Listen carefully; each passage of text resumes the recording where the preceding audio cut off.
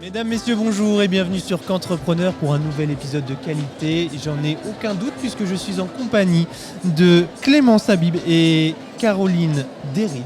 On s'est rencontrés sur Femmes et Challenge. Aujourd'hui, on est encore sur un épisode de Femmes et Challenge. On s'est rencontrés un petit peu comme ça. Clémence et Caroline sont venues me voir. Est-ce qu'on peut faire un petit podcast ? Mais oui, bien sûr, bien sûr. En plus, on a un petit creux, donc il n'y a pas de raison. C'est votre premier podcast ? Oui, et bah oui. Un petit peu de radio ? On a déjà fait un toi de podcast. Moi j'en ai déjà fait un, mais à nous deux, c'est le premier. Ah oui, voilà. Donc On est passé à la radio quand même. Voilà, à Oui. la radio. Donc Ouais. c'est votre baptême podcast, Ouais, moi c'est j'aime ça. bien. Aujourd'hui, moi ce que je propose, c'est de passer directement à la question qui es-tu ? Alors là, c'est qui êtes-vous comme vous voulez, Clément, Caroline. Et ben donc moi je suis Caroline, je suis la cofondatrice de 21 mars avec mon associé ici présente qui s'appelle Clémence donc. Et donc 21 mars, on est une marque de lingerie qu'on a dédiée aux adolescentes, donc de la lingerie féminine du quotidien. Je marque bien le point sur quotidien, c'est-à-dire qu'on n'est pas de la lingerie menstruelle. Okay. Là, on s'adresse vraiment aux besoins en matière de soutien-gorge aux adolescentes pour tous les jours. Ok, Voilà, et les adolescentes âgées de 10 à 16 ans. ok. Voilà, parce que ce qu'on a constaté, c'est que ces adolescentes passent directement de la lingerie enfant à la lingerie adulte. Ouais, il n'y avait Voilà. pas de catégorie Et qu'il y a pas adolescent. d'entre-deux. Ok. Alors même qu'à cet âge-là, durant cette période, elles sont formées de plus en plus tôt et de plus en plus. Et donc elles se retrouvent très jeunes avec de vrais besoins, alors même qu'elles n'ont pas forcément des envies de femmes adultes sur ce sujet. Ok. Donc on peut dire qu'il n'y a pas de concurrence dans Non. ce que vous faites ? Il n'y a pas de Absolument vraiment, pas. Si on reprenait un petit peu le parcours, peut-être à partir des études, pour voir si j'aime bien voir s'il y a un décalage entre ce que vous faites aujourd'hui et Il y par a un rapport gros aux études. décalage. Allez-y. Alors décalage, oui. Alors moi, je viens pas du tout du milieu du textile ni même de la mode. Ouais. J'ai eu un parcours assez classique. J'étais à Dauphine, donc type école de commerce, on va dire. Ok. Et j'ai fait toute ma carrière dans le marketing, mais j'ai testé plein de secteurs d'activité, plein de tailles d'entreprise. La dernière en date était dans les huiles de moteur. Ok. Vraiment rien à voir. Et encore avant, dans les jeux vidéo et à la poste. Ok. Donc vraiment un parcours assez éclectique, avec pour seul fil conducteur vraiment le marketing. Donc par contre, je sais gérer un projet et lancer des produits. Ok. Et toi ? Alors moi j'ai pas du tout fait d'études, mais j'ai entrepris très jeune. Donc moi j'ai plutôt une grande expérience dans l'événementiel. J'ai été décoratrice événementielle pendant plus de 20 ans.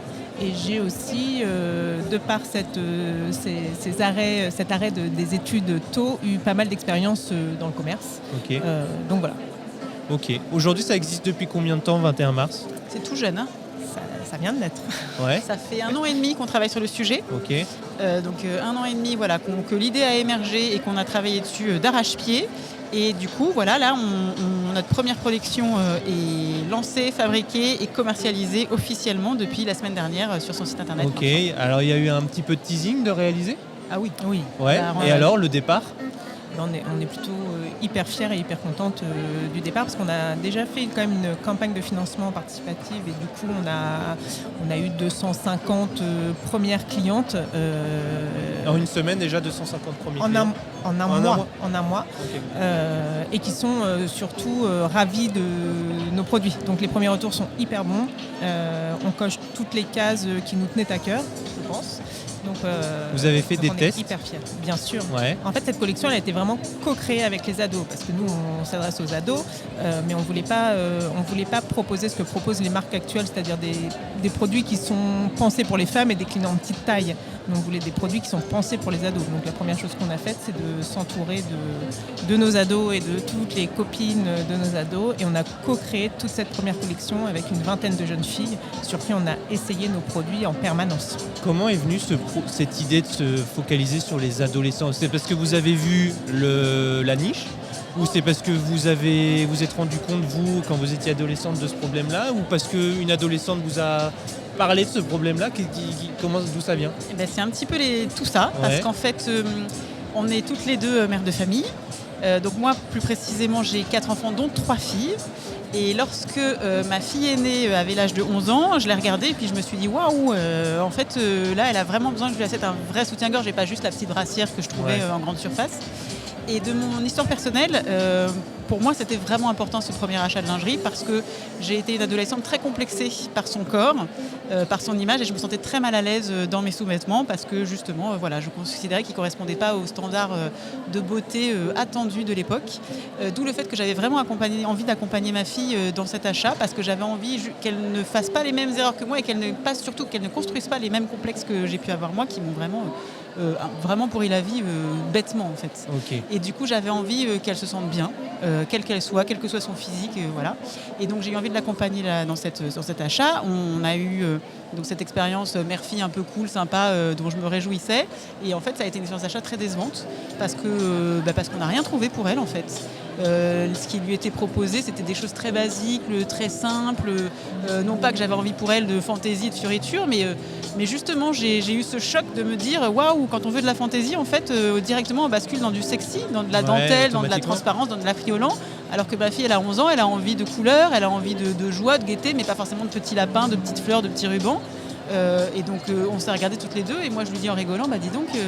Celui qui va se lancer dans la lingerie pour les ados, il aura tout compris. C'est ce que j'allais dire, finalement, cette première collection, finalement. Alors, c'est dur de l'expliquer à l'oral, mais elle ressemble à quoi ? Elle est à leur image, donc elle est très joyeuse, très colorée et très fantaisie, sans être dans un registre de séduction. C'est ce qu'on ne voulait pas. Voilà. Elle est fun.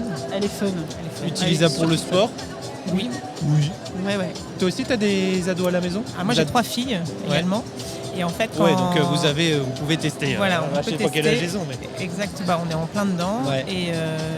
Et donc moi, Caroline m'a raconté donc son expérience, cette première expérience d'achat, parce qu'elle était hyper triste en fait, avec sa fille de rien à retrouver. Et moi, à ce moment-là, je venais de subir une ablation de la poitrine. Donc j'étais dans cette problématique de devoir porter des sous-vêtements qui ne me plaisaient pas, du noir, du blanc, des choses sans fantaisie, alors que j'en avais vraiment besoin moi pour retrouver ma féminité. Et j'ai fait un peu un parallèle en fait entre ce que je vivais moi en tant qu'adulte avec les dégâts que ça causait, et de me dire comment nos ados elles font en fait pour accepter ce nouveau corps. C'est pas une évidence chez toutes les jeunes filles. Et du coup, de me dire, moi je sais que ma poitrine, je l'accepterai quand je porterai la lingerie qui me conviendra. Donc voilà, j'ai vraiment fait le parallèle entre mon histoire et celle des ados en me disant, faut qu'on la fasse cette marque en fait, qu'on aide nos ados. Aujourd'hui, ces 250 premières commandes, elles sont d'un point de vue géographique. Ça s'est vendu où ? Alors, on est normande, donc forcément... Alors, et encore même pas, parce que la première campagne donc, de financement participatif, elle a été sur tous nos 2 réseaux communs. Donc, un premier cercle très normand, parisien, on va dire. Après, on a des amis dans toute la France. Donc, on a finalement des achats nationaux. Et puis aussi un peu à l'étranger, parce qu'on nous a acheté en Irlande, en Italie. J'ai même une amie depuis l'Australie qui m'a commandé. C'est des Français qui sont expatriés. Voilà. Okay. Exactement.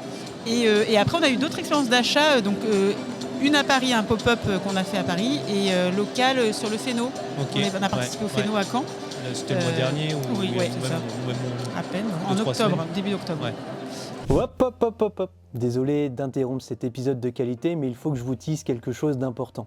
Vous avez probablement remarqué que le podcast devient le média authentique pour développer une stratégie de marque. Et si vous voulez vous y mettre vous aussi, mais que vous vous posez encore des questions, il se peut que j'ai bientôt la solution pour vous. Femacom développe sa propre formation en podcast afin que vous puissiez faire entendre votre voix, votre expertise, votre marque, votre passion, et tout cela à travers 10 modules. De l'aboutissement d'une idée à la promotion, la parution sur les différentes plateformes, en passant par le matériel nécessaire, voire même les étapes de post-production, tout vous sera dévoilé, et tout ça basé sur l'expérience de qu'entrepreneur. En 1 an, ce podcast local a rapporté 15 000 € de chiffre d'affaires à l'agence Femacom. Je pense fondamentalement qu'il y a de l'avenir dans les podcasts locaux et que vous pouvez faire la même chose. Si jamais vous êtes intéressé par cette formation, n'hésitez pas à nous contacter sur nos réseaux sociaux ou par mail à contact@qu'entrepreneur.fr pour faire partie des premiers contactés. C'est tout pour moi, je vous laisse tranquille avec la suite de votre épisode.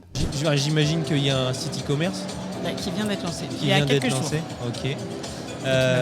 L'idée c'est d'internationaliser le truc rapidement ou pas du tout ?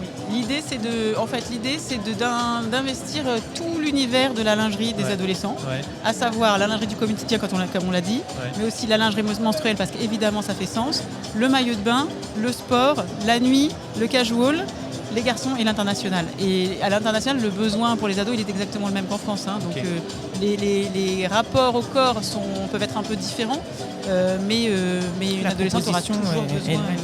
C'est quoi votre plan de développement pour y aller C'est quoi la prochaine étape là? Déjà une deuxième collection, là tout de suite. Et le prochain développement, ce sera plutôt dans le maillot de bain, parce que c'est une vraie demande qui nous est faite de la part de tous les ados de notre entourage. Mais c'est vrai que l'international, ça nous titille le plus rapidement possible en fait, parce qu'on ne voudrait pas rater le coche. Ok. Et je dirais que dans les prochaines étapes, c'est aussi de bien trouver nos canaux de distribution, parce que là on est là-dessus, sur cette partie. Il y en a des distributeurs? Eh ben, il n'y en a pas, et il n'y en a pas parce qu'il n'y a pas beaucoup de lieux qui s'adressent aux adolescents en fait. Ouais. Donc nous, comme on veut vraiment Mais des rayons dans certains magasins, je pense les rayons lingerie des grands magasins. Un Kiabi, je sais pas du tout si c'est le bon truc, mais peut-être qu'ils ont des rayons adolescents, non? Alors, la grande distribution a forcément une offre adressée teens, on va dire, mais qui est clairement pas au niveau de ce que nous, en tout cas, au niveau duquel on a placé nos exigences. Donc là où nous, ça fait sens, c'est les grands magasins, donc tous les généralistes, Printemps, Galeries Lafayette, Bon Marché, la Samaritaine, le BHV, donc qui sont évidemment plus à Paris qu'ailleurs. En province, malheureusement, il n'y a pas beaucoup de magasins multimarques lingerie. Okay. Donc notre idée, notre souhait, ce serait d'avoir nos propres boutiques, mais ça, c'est vraiment dans un temps 2 parce qu'on n'est plus du tout sur les mêmes... e-commerce d'abord. E-commerce d'abord. Ok, c'est quoi la stratégie com? Parce qu'on sait qu'avec les réseaux sociaux, c'est quand même assez simple de toucher votre cible. Sachant que peut-être que les parents sont aussi une cible importante pour vous, parce que c'est eux les décideurs, les acheteurs, c'est eux qui ont le pognon. C'est simple, mais dans notre cas, c'est finalement une grande difficulté, parce qu'on a une double cible et on est sur de la lingerie adolescente. Ouais, donc, alors qui est vraiment le décideur finalement? Est-ce que c'est vraiment l'adolescent ou est-ce que c'est les parents? Ça dépend peut-être. Les parents et l'acheteur. Adolescent, c'est entre quel âge? 10-14, ce seraient les parents, les mamans. Quand on bascule sur le 15-16, on est sur l'adolescent prescripteur. Mais la vraie difficulté, ce que disait Clémence, on est sur de la lingerie ado, c'est très touchy de parler. Sur les réseaux, ça peut être un peu compliqué. Voilà, c'est très compliqué. Donc il faut vraiment aussi qu'on trouve notre voie et notre bonne manière de communiquer, parce qu'on doit s'adresser à cette double cible, être hyper désirable pour les ados et rassurante et inspirer confiance pour les parents. Faut trouver un discours, faut trouver un ton. Mais c'est-à-dire que vous y êtes quand même. Ah oui, on est c'est inévitable. Ah oui, c'est évident. Mais par contre, il faut y aller de la bonne manière. Parce que déjà, on voit que par les algorithmes nous sortent assez facilement. Il y a certains posts qu'on se fait censurer rapidement, alors que justement, on met grand soin à choisir toutes les images. Enfin, on a fait un shooting, ça a été un vrai sujet, parce que on s'est bien pris la tête sur est-ce qu'on met des ados en lingerie, est-ce qu'on met des jeunes adultes en lingerie. Finalement, on a fini par choisir les ados, parce que les jeunes adultes, elles n'ont malgré tout pas des corps d'ados. Et nous, ce qu'on prône, c'est que le corps d'ado est différent de celui de la femme, et c'est toute la conception de nos modèles prennent en compte en fait qu'on n'a pas le même corps à 15 ans qu'à 25 ans. Mais voilà, c'est un vrai sujet pour mettre en avant nos produits. Okay. Est-ce que c'est du 100% Made in France? Alors, on pourrait dire que oui, mais nous, on est complètement transparente, parce qu'on travaille avec une usine qui est basée en Auvergne. Okay. Qui est notre seul interlocuteur dans la fabrication de nos produits, mais on sait que cette usine fait sous-traiter la partie assemblage de nos produits en Tunisie. Voilà. Donc, le sourcing de nos matières n'est pas non plus made in France. Le tissu qu'on utilise, c'est un tissu quasi technique qu'on a été chercher en Italie.